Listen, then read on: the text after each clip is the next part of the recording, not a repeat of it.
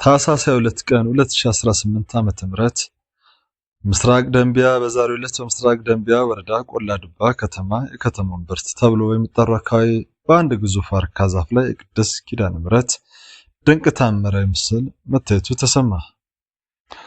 ክስተቱን ለየት የሚያደርጉና የብዙዎችን ትኩረት የሳበው ቀደም ብሎ የነበረው ሁኔታ ነው።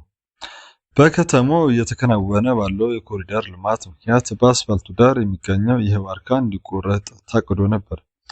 ሆኖም ግን በቀን ስራው ተጀምሮ ዋርካውን ለመቁረጥ ሰዎች ሙከራ ቢያደርጉም ለመቁረጫነት የሚያገለግሉ ቁሳቁሶች በተደጋጋሚ እየተሰበሩ ስራውን ለረጅም ሰዓት ማከናወን ሳይቻል ቀረ። ሰራተኞቹ ነገሩ አልሆናለ በማለት ትተውት በሄዱበት ጥቂት ሰዓታት ሳይሞላ አመሻሽ ላይ በዋርካው አካል ላይ የኪዳነ ምሕረት ድንቅ ምስል ተገልጦ ለሕዝቡ ታይቷል። በአሁኑ ሰዓት የከተማው ሕዝብና ከአካባቢው የመጡ ምዕመናን በቦታው ተገኝተው ይህንን ድንቅ ተአምር እየተመለከቱ ይገኛሉ። ይህ የእግዚአብሔር ስራ እንጂ የሰው አይደለም በሚል ምስክርነታቸውን እየሰጡ ነው። ዛፉ ሊቆረጥ ሲል መሳሪያ አልሰራ ማለቱ የነገሩን ድንቅነት ያሳያል። አሁን ደግሞ ይኸው እናታችን ተገለጠች የሚሉ የቆላ ድባ ከተማ ነዋሪዎች በርክቷል። ጎንደር በቆላ ድባ የታየው ተአምር ቀጥሏል። ቀጥሎ ደግሞ ጸበል ፈለቀ። የእግዚአብሔር ድንቅ ስራ በቆላ ድባ ከተማ እንደተገለጠ ነው። ትናንት ማታ በጎንደር በምስራቅ ደንቢያ ወረዳ ቆላ ድባ ከተማ በዋርካው ላይ የታየው የቅድስት ኪዳነ ምሕረት ተአምራዊ ምስል መላው ዓለምን ሲያስደንቅና ማህበራዊ ሚዲያ ላይ መነጋገሪያ ሲሆን ቆይቷል። አንድ ደግሞ ሌላ እጅግ የሚያስገርም ተጨማሪ ተአምር ከስፍራው ደርሶናል። የእናታችን የኪዳነ ምሕረት ምስል በታየበት በዚያ ስፍራ በአሁኑ ሰዓት አስደናቂ ጸበል ፈንድቶ ወጥቷል። ከቪዲዮ ላይ እንደምትመለከቱት ህዝቡ እየተፈወሰ በደዌ ዳኛ በአልጋ ቁራኛ የተያዙ ወገኖቻችን እየተፈወሱ ይገኛሉ። በቦታው በሚገኘው ህዝብ በጸበሉ እየተጠመቀ ይገኛል። እግዚአብሔር በቸርነቱ ድውያንን እየፈወሰ የታመሙትን እየዳሰሰ መሆኑን እየተነገረ ነው። በስፍራው ያሉ ምዕመናን በደስታ እልልታና በምስጋና ድምፅ አካባቢውን ሞልቶታል። ዛፉን እንዳይቆረጥ መሳሪያ የሰበረች እናታችን ዛሬ ደግሞ ለልጆቿ ፈውስን አፈለቀች በማለት ህዝቡ ምስክርነቱን እየሰጠ ነው። በዋርካው ላይ የቅድስት ኪዳነ ምሕረት ምስል በግልጽ ታየ። ዛሬ ደግሞ ለብዙዎች መዳኛ የሚሆን ጸበል ፈንድቶ ወጣ። እግዚአብሔር የቅዱሳኑ ላይ ድንቅ ነው። ቸርነቱና ምሕረቱ ለሁላችን ይሁን። ይህንን እግዚአብሔር ስራ ለዓለም ሁሉ ንገሩ።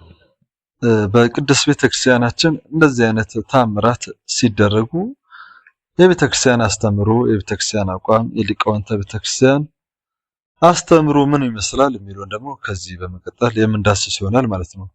ምክንያቱም ሁሉን ፈትኑ መልካሙን ያዙ እንዳለው ቅዱስ ጳውሎስ የቤተክርስቲያናችን ደግሞ በተአምራት ዙሪያ በመገለጥ ዙሪያ የሚከተሉትን ታስተምራለች። የመጀመሪያው የኢትዮጵያ ኦርቶዶክስ ተዋሕዶ ቤተክርስቲያናችን ስለ ተአምራት ያላት ትምህርት በጥልቅ መንፈሳዊ ምስጢርና በመጽሐፍ ቅዱሳዊ መሰረት ላይ የተገነባ ነው። ቤተክርስቲያናችን ተአምራትን ስትገልጽ ከተፈጥሮ ሕግ በላይ የሆነ የእግዚአብሔር ድንቅ ስራ አድርጋ ትረዳዋለች። ዋና ዋናዎቹ የትምህርታችን ነጥቦች የሚከተሉት ናቸው። አንደኛ፣ የተአምራት ምንጭ እግዚአብሔር ነው። ማንኛውም እውነተኛ ተአምር የሚደረገው በእግዚአብሔር ኃይል ብቻ ነው። ቅዱሳን ተአምራትን የሚያደርጉት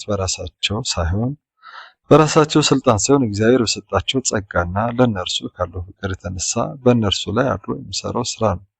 ሁለተኛ፣ የተአምራት ዓላማ ቤተክርስቲያን ተአምራት የሚደረጉት ለሶስት ዋና ዋና ዓላማዎች እንደሆነ ታስተምረናለች። አንደኛ፣ የእግዚአብሔርን ክብር ለመግለጥ ሰዎች የፈጣሪን ኃያልነት እንዲያውቁ። ሁለተኛ፣ ለሰዎች ደህንነት ሰዎች ከችግር ለማውጣት ለመፈወስና ወደ ንስሐ ለመጥራት። ሶስተኛ፣ ሃይማኖትን ለማጽናት የምዕመናንን እምነት ለማጠንከርና የእግዚአብሔር መኖርን ለማረጋገጥ። ሶስተኛ ደግሞ የተአምራት አይነቶች። በቤተክርስቲያናችን ትምህርት ተአምራት በሶስት መንገድ ሊገለጡ ይችላሉ። የመጀመሪያው በቀጥታ በእግዚአብሔር ስራ እንደ ጌታችን ኢየሱስ ክርስቶስ ተአምራት። ሁለተኛ፣ በቅዱሳን አማላጅነትና ጸሎት፣ በቅዱሳን መላእክት፣ በነቢያትና በሐዋርያት፣ በጻድቃን፣ በሰማዕታት ጸሎት የሚደረጉ ድንቅ ነገሮች። ሶስተኛ፣ ቅዱሳን ነዋያቶች ለምሳሌ በቅዱሳን አጥንት አጽም፣ በልብሳቸው ወይም በመስቀልና በታቦት አማካኝነት የሚደረጉ ፈውሶች ናቸው። አራተኛ ታምራት የመለየት አስፈላጊነት። ቤተክርስቲያናችን ታምር ሁሉ ከእግዚአብሔር ነው ብላ በደፍኑ አታስተምርም። ይልቁንም የመለየት ጸጋ እንዲኖረን ታሳስባለች። ሐሰተኛ ታምራት ከአጋንንት ሊመጡ እንደሚችሉ መጽሐፍ ቅዱሳዊ ማስጠንቀቂያ ትሰጣለች። እውነተኛ ታምር ከቤተክርስቲያን ቀኖናና ዶግማ እምነት ጋር የማይጋጭ ለክርስቶስ ክብር የሚሰጥና ሰውን ወደ መልካም ሕይወት የሚመራ መሆን አለበት። አምስተኛ ደግሞ ያው በቤተክርስቲያናችን ትልቁ ታምር የሚባለው ምንም እንኳን የሕመም መፈወስና ሌሎች ድንቅ ነገሮች ታምራት ቢሆኑም በቤተክርስቲያናችን ግን ከሁሉ በላይ የምታከብረው ትልቁ ታምር ቅዱስ ቁርባን ነው። ተራው ህብስትና ወይን ወደ አምላካዊ ሥጋና ደም መለወጡ ከማንኛውም ተጨባጭ ታምር በላይ እንደሆነ ይታመናል። ስለ ታምራት እንግዲህ ይህንን ከተመለከትን በቤተክርስቲያናችን ታምራት እንዴት ይረጋገጣል የሚለውን ደግሞ ከዚህ በታች እናየዋለን ማለት ነው። ማለት ታምር ነው አይደለም የሚለው እነማን ናቸው ሊወስኑ የሚችሉት? እኛ ስላየን ብቻ ታምር ተገለጠልን ማለት እንችላለን? ቤተክርስቲያናችን ሕግና ስርዓት አላት። አንድ ታምር እውነተኛ ወይም ከእግዚአብሔር መሆኑን የማረጋገጥ ኃላፊነት የአንድ ግለሰብ ብቻ ሳይሆን የቤተክርስቲያናችን የጋራ ድምፅና የስልጣን ተዋረድ ነው። ይህ የማጣራት ሂደት በሚከተሉት አካላትና መንገዶች ይከናወናል። የመጀመሪያው የቤተክርስቲያን የላይኛው መዋቅር ቅዱስ ሲኖዶስ በጣም ትልልቅና አገር አቀፍ ተጽዕኖ ያላቸው ታምራት ሲከሰቱ ለምሳሌ እንደ መስቀል መታየት ወይም በልዩ ሁኔታ የሚገለጡ ድንቅ ነገሮች፣ መስቀል መውረድ፣ መስቀል መገለጥ፣ እንዳሁኑ ደግሞ ዛፍ ላይ ቅዱሳን ስዕላት መገለጥ፣ እነዚህ ነገሮች ቅዱስ ሲኖዶስ ጉዳዩን የሚያጠና ኮሚቴ ይሰይማል። ይህ ኮሚቴ ነገሩ ከመጽሐፍ ቅዱስና ከቤተክርስቲያን ትውፊት ጋር መጣጣሙን መርምሮ ይፋዊ መግለጫ በድረገጽ ያቀርባል ወይም ደግሞ በአካል መግለጫ ይሰጣል ማለት ነው። ሁለተኛ ደግሞ ታምራቱ ትክክል ነው አይደለም የሚለውን የሚያረጋግጡልን መንፈሳዊ አባቶችና ሊቃውንት ቤተክርስቲያን ናቸው። በአጥቢያ ደረጃ የሚከሰቱ ታምራት የመለየት የመጀመሪያው ኃላፊነት የነፍስ አባቶችና የቅዱሳት መጻሕፍት ሊቃውንት ነው። እነዚህ አባቶች ታምሩ ለእግዚአብሔር ክብር የሚሰጥ መሆኑን፣ ሰውን ወደ ንስሐና ወደ ቅድስና የሚመራ መሆኑን፣ ከመጽሐፍ ቅዱሳዊ እውነት ጋር የማይጋጭ መሆኑን በማየት ያረጋግጣሉ።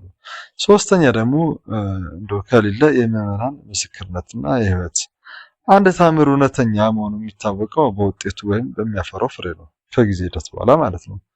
ታምሩ የተደረገለት ሰው ሕይወት ተለውጦ ወደ እግዚአብሔር የቀረበ ከሆነ ይህ ትልቅ ማረጋገጫ ተደርጎ ይወሰዳል። ከፍሬያቸው ታውቋቸዋላችሁ አይደለ የሚለው ማቴዎስ 7 ቁጥር 20 ላይ በሚለው መርህ መሰረት ታምሩ ትዕቢትን ሳይሆን ትሕትናን የሚያመጣ ከሆነ ከእግዚአብሔር መሆኑ ይታመናል።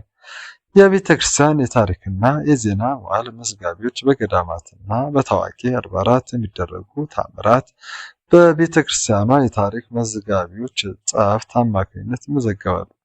እነዚህ ጸሐፍት የታምሩን እውነተኛነት ለማረጋገጥ ምስክሮችን ይሰበስባሉ። ድርጊቱ የተፈጸመበትን ሁኔታ በጥንቃቄ ያጠናሉ።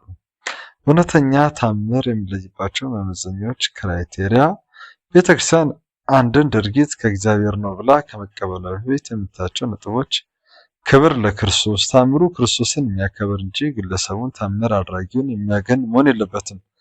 ሁለተኛ ደግሞ የሥነ ምግባር ለውጥ፣ ታምሩ የተደረገላቸው ሰዎች በመንፈሳዊ ሕይወታቸው እንዲበረቱ የሚያደርግ መሆን አለበት።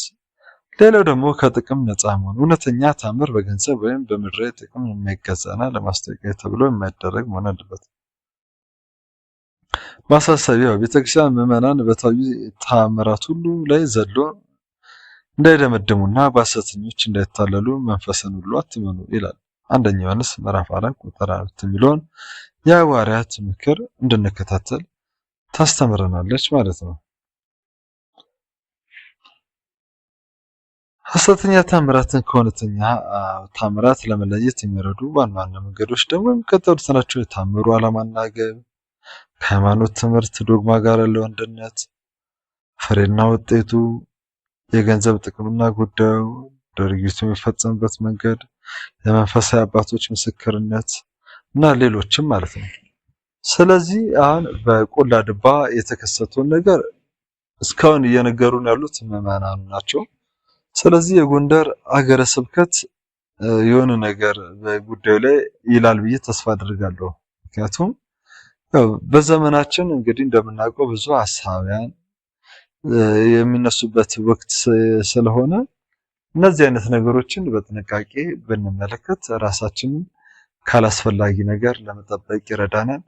አባቶቻችንም በርትተው በጉዳዩ ላይ ትኩረት ሰጥተው እውነተኛነቱን ካረጋገጡልን በኋላ እኛም ሚዲያችን በሰፊው በቦታው ድረስ መሄድ እንኳን ባይችል የተለያዩ መረጃዎችን የምናቀርብ ይሆናል። ሰላም እግዚአብሔር ከሁላችን ጋር ይሁን። የእናታችን የቅድስት ኪዳነ ምሕረት ረድኤት በረከት አማላጅነቷ አይለየን። ወስብሐት ለእግዚአብሔር። ሙስሊም ካልሆነ እምነት ነው ወደ ሙስሊም የመጣሁት። አልሐምዱሊላህ። ምን ነበር እምነትሽ? ኦርቶዶክስ። ኦርቶዶክስ ማይከፍ በይሲ። ኦኬ ተምረሽ ነው የሄድሽው? ኦርቶዶክስ ነበርሽ? ኦርቶዶክስ ነበርኩኝ። ከዛ በኋላ ወደ እስልምና አልሐምዱሊላህ ረብል ዓለሚን። የኦርቶዶክስን ዶግማዎች ንገሪኝ እስኪ፣ ሪከርድ አድርጉት። የኦርቶዶክስ ምን ዶግማን ንገሪኝ እስኪ፣ ስንት ናቸው? ምንም ናቸው? ኦርቶዶክስ ኢሳን አለይሂ ሰላም አምላክ ብለው ነው የሚያመልኩት። እኛ ደግሞ አምላክ ብለን አይደለም ነብይ ነው ብለን ነው የምናመልከው። አልጠየኩሽም። የእኛን ዶግማ ንገሪና አልኩሽ። ቀላል ጥያቄ። ዶግማ ማለት አልገባኝም። ዶግማ አታውቂም? ለእኔ ኢሳ አለይሂ ሰላም እግዚአብሔር ማርያም እሱ በእነሱ ነው እንጂ የማውቀው ዶግማ የሚባል ነገር አላውቅም። እና ኢሳ አለይሂ ሰላም ነብይ እንደሆነ ደግሞ በፎቶ በምናምን እንደዚህ ነው። አሁን ቤተሰቦች በጠቅላላ ክርስቲያን ናቸው፣ ግን የነሱንም አከብር እንትን እላለሁ፣ ሪስፔክት አደርጋለሁ። ግን አልሐምዱሊላህ እኔ ሙስሊም ነኝ። ማን ነው ክርስትና ስምሽ ማን ነበር? ሙሉ ፋንታይ። መሳቅ አይቻልም። ኦኬ መብታቸው ነው፣ ተህቷቸው ይሳቁ፣ መብታቸው ነው። መሳቅ እኮ ችግር የለውም። ሁሉም ሰው ክርስትና ሙሉ ፋንታይ ነው ያሉሽ? ሁሉም ሰው እንኳን ክርስትና እሳትንም ማምለክ ይችላል። ነው ክርስትና ስትነሺ ማን ነው ያሉሽ ብዬ ነው የጠየኩሽ። ስምሽ አስቆይ ነው። ወለተ ማርያም ማለት ነው። እንደዛ ብትይ ይሻል ነበር። የኔ ኖርማል ስም የምትለኝ መስሎኝ ነው። አይባልም። ሙሉ ፋንታይ ብሎ ክርስትና ስም የለም። ነው ወለተ ማርያም ነው የክርስትና ስም። መልካም። ስለዚህ ዶግማዎችን አታውቂም። እስቲ ስለ ስላሴ ንገሪኝ እስቲ ክርስቲያን ከነበርሽ። ኦኬ ስላሴ አንድም ሶስትም ናቸው፣ በአካል በስጋና በግብር በለው። በስጋ ምንድን ነበር እስቲ አብራሪው? ለአንድም ሶስትም እንደሆኑ ነው የማውቀው። እስቲ በስጋ ምንድን ነው እሱ? ወላሂ እኔ እንደዛ ነበረ በብዛት እንትን አላውቅም፣ ግን በስም በአካል በግብር አንድ ሶስት እንደሆኑ ነው የማውቀው። ምን አንድም ሶስትም ናቸው የሚሉትን ብቻ ነው የማውቀው። ምንድነው በስጋም በግብር በአንድም ሶስትም? እኔ እንደዛ ነው የሚያስተምሩን። እኛ እንደዛ ብሎ አላስተማሩሽም? እንደዛ አይነት አስተምሮ የለም ሲጀምር። እኔ እንደዛ ነው የተማርኩት። የለም እንደዛ አይነት። እስቲ ሚስጥረ ጥምቀት ማለት ምን ማለት ነው? ስለዚህ ባንጃ ሚስጥረ ጥምቀት ምናምን አላውቅም፣ ግን አልሐምዱሊላህ ረብል ዓለሚን። ሚስጥረ ቁርባን ምን ማለት ነው? ይሄ እኮ ቀላል መሰረታዊ ጥያቄ ነው እየጠየኩሽ ያለሁት። ቀላል ጥያቄ ማለት ነው። አላውቅም። ስለዚህ ክርስትና ኦርቶዶክስ ማለት ምን ማለት ነው? ኦርቶዶክስ ማለት በኢሳ አለይሂ ሰላም የሚመራ ማለት ነው። አይደለም ነው። እኔ እንደዛ ነው። ክርስቲያን ማለት ኦርቶዶክስ ማለት ነው። በቃ አይ ምንም ታውቂው ነገር የለም። ሲጀመር ክርስቲያን እህቴ አልሐምዱሊላህ ረብል ዓለሚን። እናንተንም አላህ ወደ እውነት ነው። አላህ ጣዖት ነው ሲጀመር። ተረጋጊ። ተመልኪው አላህ ጣዖት ነው። መሰረታዊ ጥያቄዎች እንኳን አንዱን የምታውቂው ነገር የለም። ከናፊ ጥያቄ ለማምለጥ ስትይ ወደ ኦርቶዶክስ ተለጠፍሽ ማለት ነው። ዋብያ ውሸት ተሮነሻል። ከሰለምሽ እየሆነኝ ነው። ወር ሊሆንሽ ነው? 2 ወር ሊሆንሻል ነው? 1 ወር ገና አልሆነሽም? 2 ወር ሊሆነኝ ነው እንጂ። ኦኬ 2 ወር አልሞላሽም? አልሞላኝም። ውርደቷን አሁን አሳያት ክርስቲያን ወራዳ። ፕሮፋይሏ ውስጥ ግባና አሳያት። 2 ወር ሊሞላኝ ነው ገና አልሞላኝም። 2 ወር ብላለች ከሰለመች። ያው ተከፍቶልሻል። ተረጋጊ ላይ ይቀመጥ እሱ ተረጋጊ። አዳምጪ። ገና 2 ወር አልሞላኝም ያለችው ሴትዮ ዓመተ ምህረቱን አሳይ። አዳምጪ 2023 አሁን ስንት ዓመተ ምህረት ነን? ከሰርጣፉ አዳምጪ። ቆይ አዳምጪ።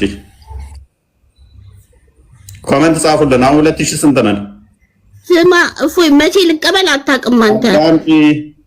መቼ ልቀበል አታውቅም ትለኛለች። እንደገና 2 ወር አልሞላኝም ብለሻል። አልሞላኝም። ሪካርድ አድርጉትና ላኩላቸው።